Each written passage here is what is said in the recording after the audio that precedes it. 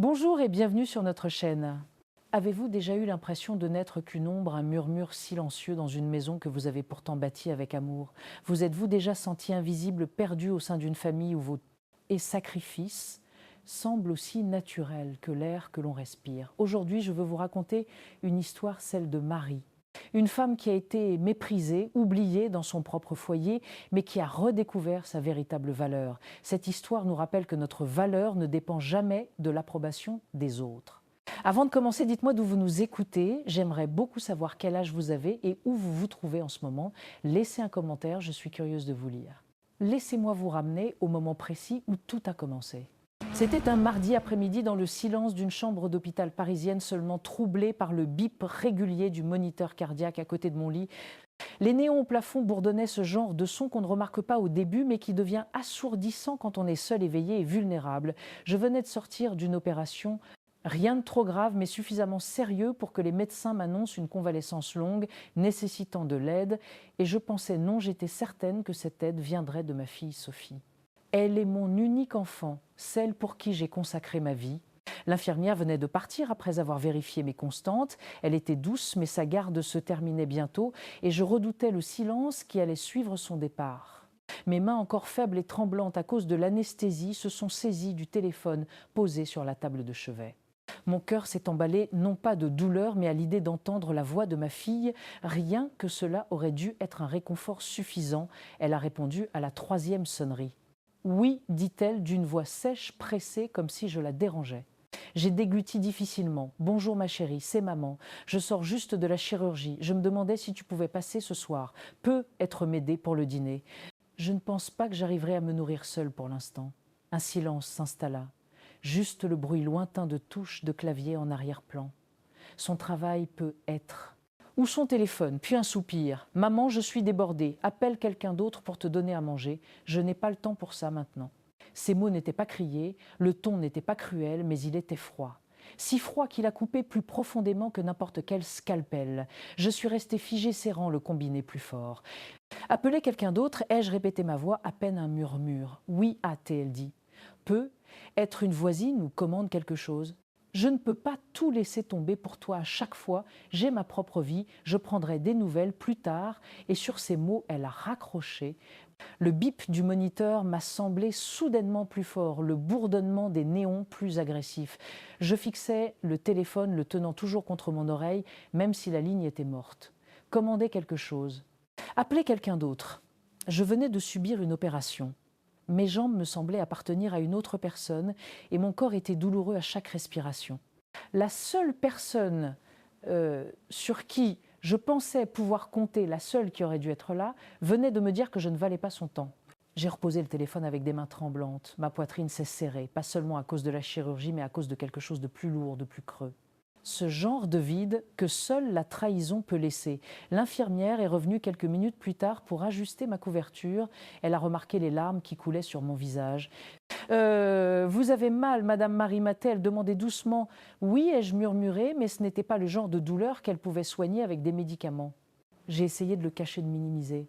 Juste un peu endolori, c'est tout. Mais à l'intérieur, j'étais en miettes. Je regardais par la fenêtre à côté de mon lit. Dehors, le monde continuait sa course, des voitures passaient, des gens marchaient, des enfants riaient au loin, la vie continuait indifférente à mon petit chagrin. Je me demandais encore et encore, qu'ai-je fait de mal? Où ai-je échoué avec elle? J'ai élevé ma fille seule après la mort de son père.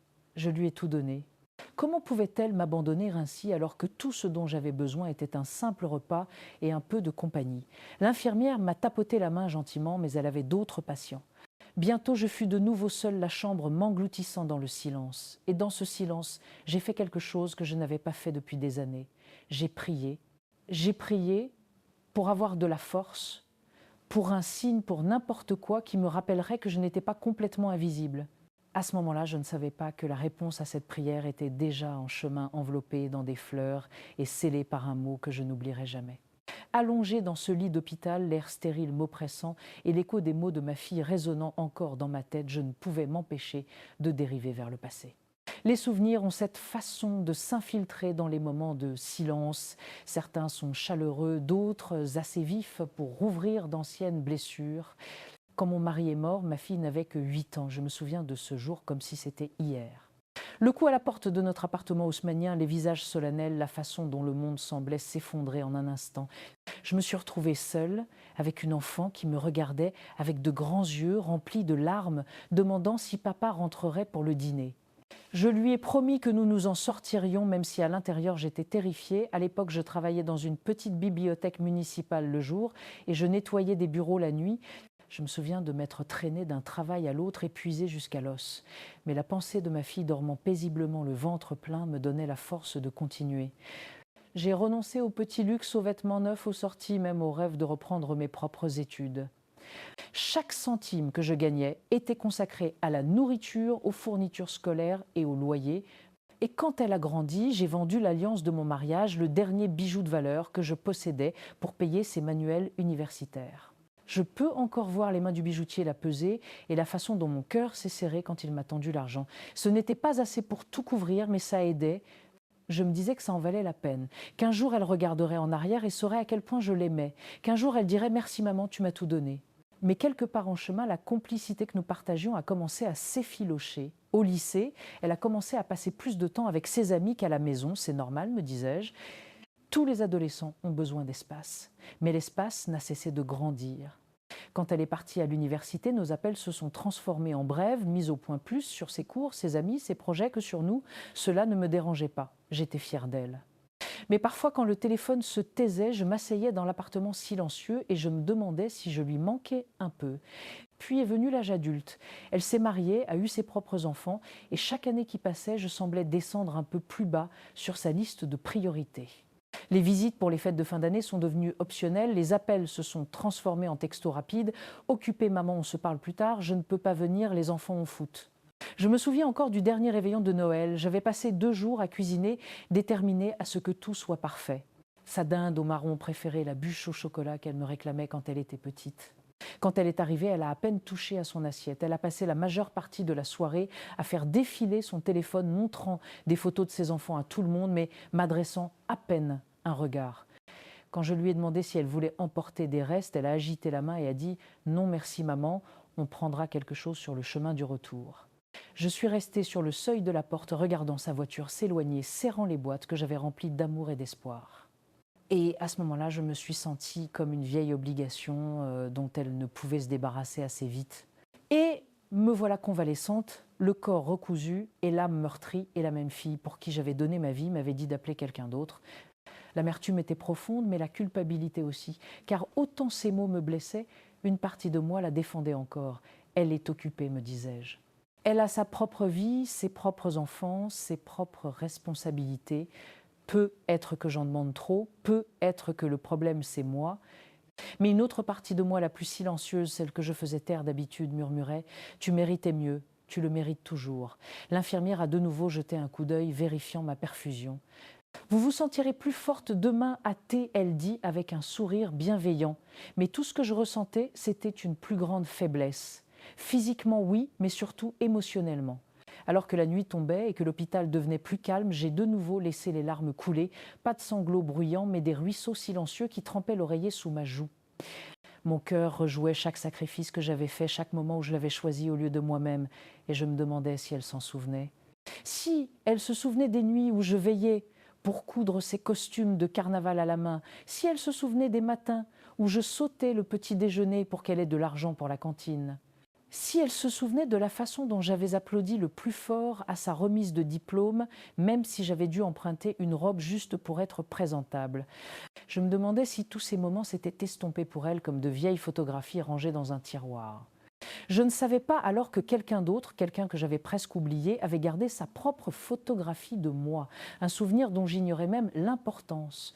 Et ce souvenir était sur le point de revenir à moi de la manière la plus inattendue qui soit. La nuit qui a suivi l'appel de ma fille a été longue. Les hôpitaux ne dorment jamais vraiment. Les machines bipaient les portes, grinçaient, les infirmières marchaient à pas feutrés dans les couloirs. Mais même avec tout ce bruit, je me sentais étouffée par le silence de mon téléphone. Pas un seul message, pas un seul « Comment vas-tu, maman ?» Au matin, je m'étais convaincue de laisser tomber, d'avaler ma peine et de passer à autre chose. Après tout, que pouvais-je faire d'autre? J'étais trop fatiguée pour me battre, trop faible pour exiger l'amour qui, selon moi, aurait dû être donné librement. Ce matin-là, après la prise de mes constantes, l'infirmière a griffonné quelque chose sur son carnet, a disparu et est revenue les bras chargés. D'abord, j'ai cru qu'elle s'était trompée de chambre. Mais ensuite, je les ai vues. Des fleurs. Pas un simple petit bouquet, mais un grand et élégant arrangement de lys et de roses blancs et roses poudrées délicatement nouées d'un ruban de satin. Le genre de composition qui coûte plus cher que ce que je ne dépenserai jamais pour moi-même. L'infirmière a souri en les posant sur la table près de mon lit. « C'est pour vous, Madame Marie ». J'ai cligné des yeux. « Pour moi, vous êtes sûre, absolument, a-t-elle dit ». Et puis elle m'a tendu une petite enveloppe glissée entre les tiges. Mes mains tremblaient en l'ouvrant, le papier sentait légèrement la lavande, l'écriture était soignée et délibérée. Tout est déjà payé. Reposez-vous bien. Pas de signature, pas de nom, juste cette courte phrase comme un murmure rassurant. Payé, ai-je demandé en levant les yeux vers l'infirmière. Elle a hoché la tête. Votre forfait repas, votre chambre privée surclassée et même une partie de vos soins post-opératoires. Quelqu'un a tout arrangé ce matin. Je la fixais, abasourdie. Mais qui, elle, a secoué la tête avec un sourire, anonyme. Parfois, les gens préfèrent garder leur gentillesse discrète. Ma poitrine s'est serrée, mais pas de douleur cette fois. Mes yeux se sont remplis de larmes en serrant le mot. C'était si simple. Et pourtant, à ce moment-là, c'était comme une bouée de sauvetage. Je n'ai pas pu m'en empêcher. Ma première pensée a été pour ma fille. Peut-être avait-elle changé d'avis, peut-être que, à sa manière, c'était sa façon de s'excuser. Mais au fond de moi, je la connaissais trop bien. Si ça avait été elle, la carte aurait porté son nom. Peut-être même qu'elle aurait envoyé un texto. « Tu vois, maman, je me suis occupée de tout. » Elle aurait voulu le crédit. Elle voulait toujours le crédit. Alors qui d'autre cela pouvait-il être? Je me suis creusé la tête. Je n'avais parlé à personne depuis des semaines. Mon cercle d'amis s'était rétréci avec l'âge. La plupart de mes amis étaient soit décédés, soit avaient déménagé, soit luttaient contre leurs propres problèmes de santé. Mes voisins étaient gentils mais occupés. Et ma famille, eh bien ma seule famille, était ma fille. Les fleurs me regardaient pleines de vie et de couleurs contrastant avec le beige terne des murs de l'hôpital. La personne qui les avait envoyées n'avait pas simplement jeté de l'argent pour résoudre un problème. Elle avait pensé à moi, choisi quelque chose de beau pour égayer la pièce. Elle voulait que je sache que je n'étais pas oubliée. J'ai tendu la main caressant les pétales d'une rose. C'était doux, délicat et pourtant si vivant et je n'ai pas pu retenir le sanglot qui s'est échappé. Après la piqûre du rejet, ce petit acte de gentillesse était comme un rayon de soleil perçant les nuages d'orage. L'infirmière m'a tapoté doucement l'épaule. Vous voyez, quelqu'un quelque part tient beaucoup à vous. Ces mots sont restés gravés dans mon esprit. Quelqu'un tient à moi. Toute la journée, j'ai contemplé ces fleurs. Chaque fois que je les regardais, j'essayais d'imaginer un visage. Qui ferait ça pour moi? Et pourquoi ne voudrait-il pas que je le sache? À l'heure du déjeuner, une autre infirmière a apporté un plateau. Mes repas n'étaient plus les assiettes fades et tièdes que l'on m'avait servies auparavant. C'était une nourriture fraîche et réconfortante, une soupe de poulet avec du pain moelleux des légumes, vapeur des tranches de fruits joliment disposées. « Gracieuseté de votre bienfaiteur mystère » a-t-elle dit avec un clin d'œil. J'ai ri bien que le son soit sorti tremblant. Eh bien, il a certainement bon goût. Cette nuit-là, alors que les lumières baissaient et que l'hôpital se calmait, j'ai tenu la carte contre ma poitrine. Les mots se rejouaient dans mon esprit. Tout est déjà payé. Reposez-vous bien. Je ne savais pas si je devais me sentir reconnaissante ou troublée. Reconnaissante parce qu'au moment le plus solitaire de ma vie, quelqu'un était intervenu. Troublée parce que ne pas savoir qui c'était me laissait perplexe. Que voulait cette personne en retour? Pourtant, je me suis endormie avec le léger parfum des lits dans l'air, un rappel que je n'étais pas entièrement seule. Et même si je ne le savais pas encore la réponse, au mystère était plus proche que je ne le pensais. C'était quelqu'un que je n'avais pas vu depuis des années, quelqu'un dont j'avais touché la vie d'une manière dont je me souvenais à peine.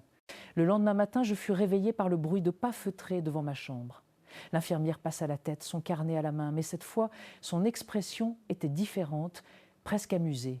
« Vous avez de la visite, dit-elle doucement. » Je clignais des yeux surprise. « De la visite à cette heure ?» Elle hocha la tête. « Il est arrivé très tôt, il a dit qu'il ne voulait pas vous réveiller. Il attend dans le couloir depuis plus d'une demi-heure. Vous voulez que je le fasse entrer ?» Mon cœur fit un bond. Pendant un bref instant, j'ai pensé « c'est peu ». Être elle. Peut être que ma fille s'est sentie coupable. Peut être qu'elle est venue me voir après tout. Mais les mots suivants de l'infirmière ont brisé cet espoir. C'est un homme, pas très jeune, pas très vieux. Il avait l'air nerveux. J'ai froncé les sourcils. Qui cela pouvait-il bien être? Faites-le entrer, ai-je murmuré. La porte grinça en s'ouvrant et une grande silhouette entra. Ses cheveux étaient poivre et sel, ses épaules larges mais légèrement voûtées par l'âge. Il me regarda comme on regarde quelque chose de fragile, comme si un faux mouvement pouvait me briser entièrement. « Madame Marie » demanda-t-il doucement, sa voix empreinte à la fois d'incertitude et de chaleur. « Oui, dis-je en l'étudiant, je vous connais ?» Il sourit faiblement et dans ce sourire, je l'ai vu l'ombre du garçon qu'il avait été. Ma mémoire s'agita, me ramenant des décennies en arrière. « Mon Dieu, ai-je murmuré. Samuel. » Il hocha la tête, ses yeux s'illuminant. « Vous vous souvenez, bien sûr, que je me souvenais. Samuel habitait au bout de la rue quand ma fille était petite. Un garçon silencieux, souvent seul pendant que ses parents se disputaient. Je le voyais assis sur le trottoir après l'école, fixant le sol, faisant semblant de ne pas entendre les cris provenant de sa maison. Un soir, je l'ai trouvé en larmes dans la cour et je l'ai invité à dîner. Un dîner s'est transformé en plusieurs. Il s'est assis à ma table d'innombrables soirs, mangeant les mêmes repas que je préparais pour ma fille. Parfois, je l'aidais avec ses devoirs, d'autres fois, je l'écoutais simplement. À l'époque, je pensais que ce n'était rien, juste de la gentillesse, le genre que n'importe qui devrait offrir à un enfant seul. Mais clairement, pour Samuel, c'était bien plus. « Je n'arrive pas à croire que c'est toi, dis-je encore, stupéfaite. Ça fait quoi, 40 ans ?» Il gloussa doucement. « 43.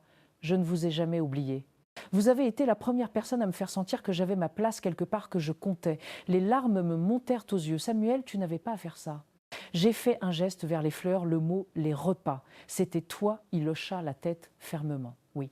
Quand j'ai appris que vous étiez à l'hôpital, j'ai su que je devais aider.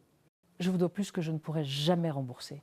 Je secouai la tête. Tu ne me dois rien du tout. J'ai juste fait ce que n'importe quel voisin aurait fait. Non, dit-il son ton plus vif, maintenant rempli de conviction.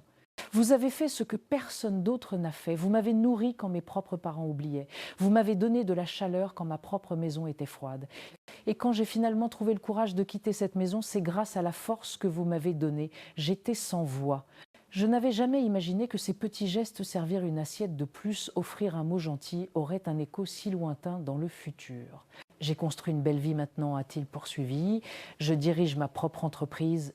J'ai ma propre famille et chaque fois que je m'assois à table pour dîner, je me souviens des repas que vous m'avez donnés. Vous m'avez appris ce que signifiait vraiment une famille et maintenant je veux être là pour vous. Ces mots ont brisé quelque chose en moi. Depuis des jours, je me noyais dans la douleur du rejet de ma fille. Et voilà qu'un homme qui n'était pas de mon sang, qui ne m'était pas lié par le devoir, mais par la gratitude et l'amour se tenait devant moi. J'ai cherché sa main, mes doigts tremblants. « Merci Samuel, tu ne sais pas à quel point cela compte pour moi. » Il serra doucement ma main aussi. Et je continuerai de venir si vous me le permettez. Vous n'êtes pas seule, Madame Marie, plus maintenant. Pour la première fois depuis des jours, un sourire sincère effleura mes lèvres. Les fleurs, les repas, le mot, tout cela avait soudain un visage. Et ce visage appartenait à un garçon que j'avais autrefois aidé sans rien attendre en retour. Je me suis adossée à mes oreillers, le cœur plus léger qu'il ne l'avait été depuis des années. La vie avait une étrange façon de boucler la boucle. Là où ma fille m'avait fait défaut, quelqu'un que je n'attendais pas était intervenu. Et même si ça aurait dû faire mal, ce n'était pas le cas. Pas à ce moment-là. Parce que peut être que la plus grande famille que nous ayons n'est pas toujours celle dans laquelle nous naissons, mais celle que nous créons par la gentillesse. Pendant 2 jours, Samuel est venu me voir discrètement, ne restant jamais trop longtemps, mais s'assurant toujours que je ne manquais de rien. Il apportait aussi de petits réconforts, un livre de mots croisés, mon thé préféré, même un gilet en laine, quand il a remarqué que je frissonnais dans l'air de l'hôpital. Les infirmières l'adoraient. Pour elles, il n'était qu'un neveu dévoué ou un parent. Mais pour moi, il était un rappel que la compassion ne vient pas toujours de là où on l'attend. Pourtant, mon cœur souffrait d'une blessure qu'une seule personne pouvait guérir, ma fille. Le 3e soir, mon téléphone a enfin sonné. Son nom s'est affiché à l'écran et pendant un instant, j'ai failli ne pas répondre. Mais la mère en moi, têtue comme toujours, ne pouvait l'ignorer. Allô, dis-je doucement. Sa voix était vive, désinvolte. « Salut maman, je prends juste des nouvelles. Comment tu te débrouilles ?» J'ai failli rire. Me débrouiller, le mot me piqua. Elle n'avait pas été là pour me voir essayer d'attraper le verre d'eau avec des mains tremblantes ou regarder l'infirmière couper ma nourriture en petits morceaux pour que je puisse avaler sans m'étouffer. Elle n'avait pas vu les nuits où je fixais le plafond murmurant des prières dans le noir. « Je récupère », ai-je répondu d'un ton neutre, mais pas grâce à toi. Il y eut une pause. « Qu'est-ce que ça veut dire ?» J'ai pris une lente inspiration. « Ça veut dire que quand je t'ai appelé, quand j'avais le plus besoin de toi, tu m'as dit d'appeler quelqu'un d'autre. » Sais-tu ce que j'ai ressenti allongé ici après l'opération trop faible pour bouger et entendant ma propre fille dire qu'elle était trop occupée? Elle a soupiré. le genre de soupir qui suintait l'agacement. « Maman, tu es dramatique. J'ai des enfants, un mari, un travail. Ma vie ne tourne plus autour de toi. » Ces mots étaient comme des couteaux, mais cette fois j'ai refusé de les laisser me transpercer. Je sais que ta vie ne tourne pas autour de moi. Elle n'a jamais eu à le faire. Mais il fut un temps où ma vie tournait autour de toi. Chaque décision que j'ai prise, chaque sacrifice, chaque rêve que j'ai abandonné, c'était pour toi. Elle a ri un rire amer et méprisant. Oh, ça y est, ça recommence. Tu dois toujours me rappeler ce que tu as fait pour moi. Je n'ai pas demandé ça, maman, tu l'as choisi. Cela a coupé plus profondément que je ne l'aurais cru. Ma gorge s'est nouée, mais je me suis forcée à rester calme. Oui, je l'ai choisi parce que c'est ce que font les mères.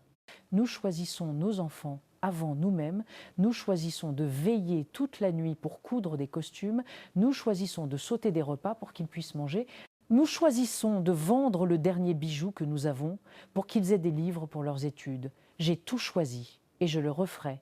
Mais n'ose pas me dire que ça ne signifiait rien.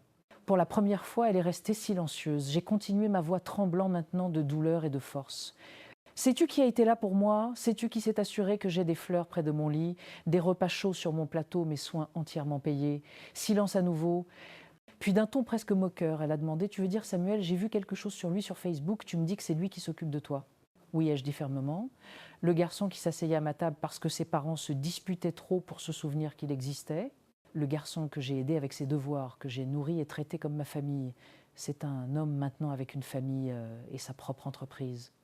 Et sais-tu ce qu'il m'a dit? Il a dit qu'il n'avait jamais oublié la gentillesse que je lui avais donnée, et quand j'ai eu besoin de quelqu'un, il est venu.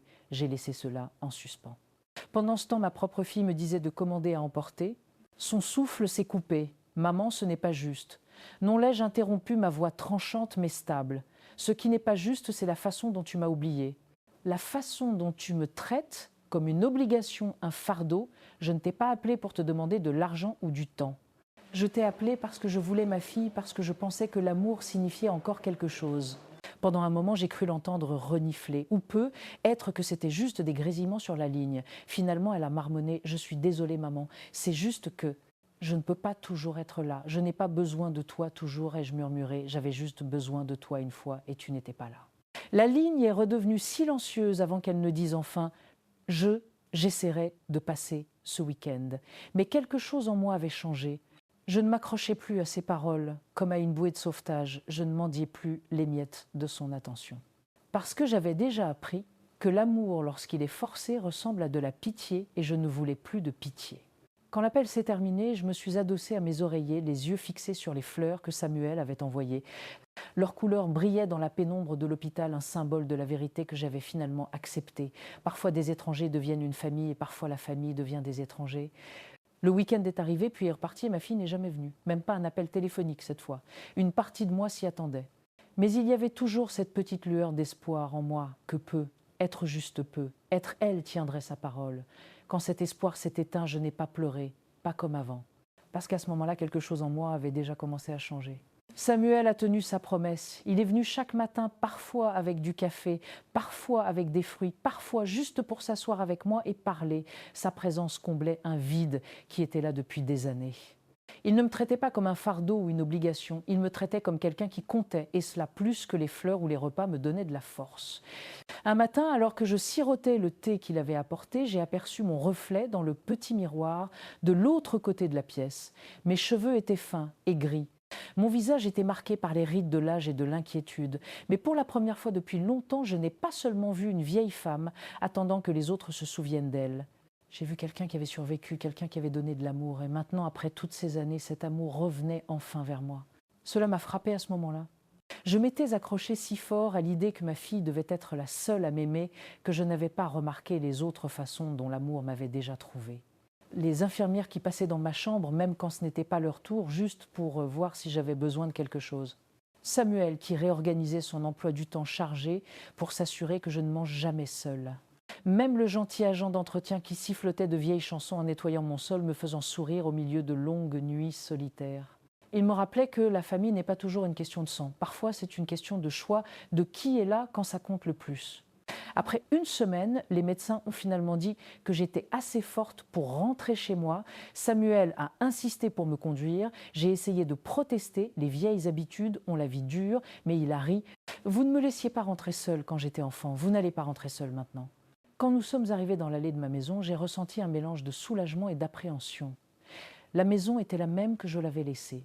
Silencieuse, trop silencieuse, avec une légère odeur de poussière et de vide, pendant des années, j'avais attendu à cette fenêtre, espérant voir la voiture de ma fille arriver. Pendant des années, j'avais gardé des recettes, mis un couvert supplémentaire à table et maintenu en vie des traditions que personne ne venait partager. Mais en étant là avec Samuel, j'ai réalisé quelque chose. Je n'avais plus à attendre. Ce soir-là, je me suis assise dans mon fauteuil préféré, enveloppé dans le gilet qu'il m'avait acheté en sirotant un thé. J'ai pensé à ma fille, à toutes ces années que j'avais passées à courir après son amour. J'ai pensé au sacrifice, à la déception, à la façon dont je n'avais cessé de me plier pour la garder près de moi. Et puis je me suis posé une question que je n'avais jamais osé me poser auparavant. Et si j'arrêtais d'attendre qu'elle se souvienne de moi? Et si j'arrêtais de mesurer ma valeur à l'aune de sa négligence? Et si je m'autorisais à avancer, même si elle ne venait jamais avec? Moi, la pensée était à la fois terrifiante et libératrice. J'ai sorti un carnet et j'ai commencé à écrire. Pas des lettres de regret, pas des supplications de pardon, mais des projets pour moi-même. J'ai noté les choses que j'avais toujours voulu faire mais que je ne m'étais jamais autorisée. Rejoindre le club de lecture de la mairie, planter un petit jardin sur le balcon même, prendre ce cours de peinture à Montmartre dont je rêvais autrefois. À mesure que la liste s'allongeait, je me sentais plus légère. Pour la première fois depuis des années, je ne faisais pas de plan en fonction de la disponibilité de ma fille, je les faisais pour moi. Le lendemain matin, Samuel a appelé pour prendre des nouvelles. « Comment vous sentez-vous à thé ?» il demandait. Plus forte, ai-je dit honnêtement, et pas seulement dans mon corps, dans mon cœur.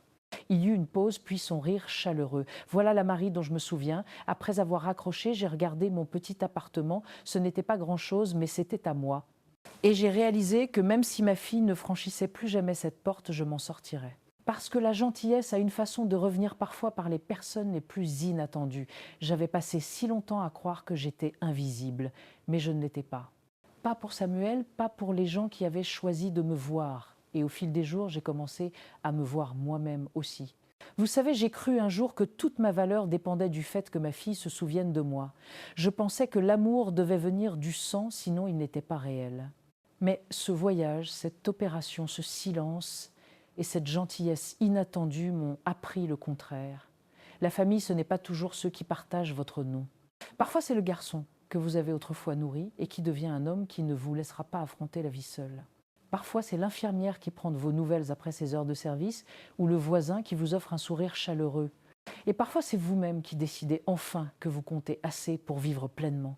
Alors, si vous vous êtes déjà senti oublié par ceux à qui vous avez tout donné, souvenez-vous de ceci. La gentillesse a une façon de revenir souvent des endroits les plus inattendus. Je suis Marie et c'était mon histoire. Maintenant, j'aimerais beaucoup entendre la vôtre. Dites-moi dans les commentaires d'où vous nous regardez.